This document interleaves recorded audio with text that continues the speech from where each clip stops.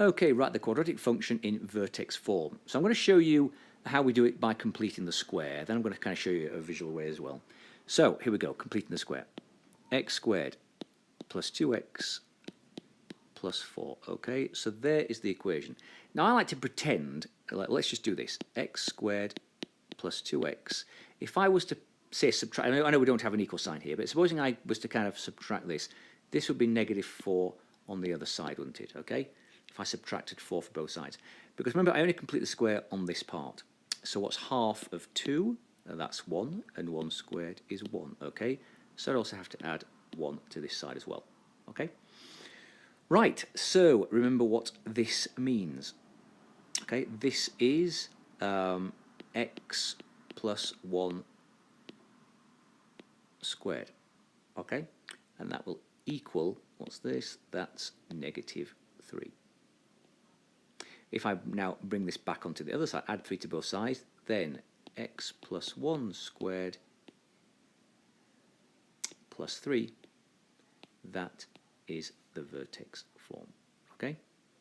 Now, if I was to, so if I look at this, then the vertex for this must be negative 1, comma 3, because I have moved it, remember, with a plus 1, I must have moved it 1 that direction, and then up 3, and that's what it would become if the original was, of course, remember, 0, 0. If I moved it 1 that way and 3 up. Okay, so what I can do, so that's it, there's the answer right there, by the way. So that's it, that is the vertex form, because it shows me the transformation. Again, 1 to the left and 3 up. Now, if I was to do this, go back and look at this. If I was to do negative b over 2a, then that's negative 2 over 2 lots of 1, which is 2, so that is negative 1. Okay, can you see that? Remember this down here? Look at this here.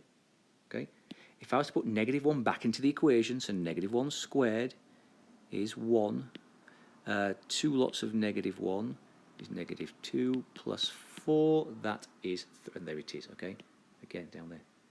Okay, now if I know what the vertex is, then hopefully you can see you can write it in vertex form just by using those numbers. Okay, remember you moved it 1 to the left and 3 up. But anyway, completing the square, write the quadratic function in vertex form.